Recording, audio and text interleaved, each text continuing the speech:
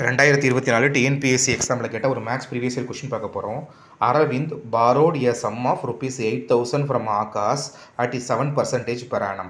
Find the interest and amount to be paid at the end of 2 years.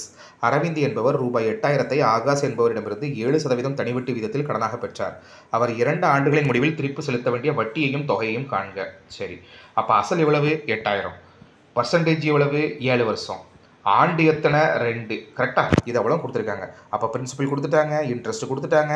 அடுத்து 2 வருஷத்துக்கான வட்டி மட்டும் தான் நம்ம கண்டுபிடிக்க போகிறோம். அப்போ நமக்கு ஃபார்முலா என்ன? Principal into rate into time by 100. அப்போ 8,000 இன்ட்டு 7 இன்ட்டு 2 பை 100. அப்போ எனக்கு வட்டி எவ்வளோ கிடைக்கி? வட்டி மட்டும் 1120. அதை வச்சு நம்ம ஆன்சர் சொல்லிடலாமே. Option A correct. வட்டி எவ்வளவு? 1120. வட்டியும் தொகையில் என்ன அர்த்தம்? Principal plus symbol interest. 8,000 + 1120 கூட்டினா என்ன கிடைக்கும்? எனக்கு 9,120 கிடைக்கும். அப்போ ஆப்ஷன்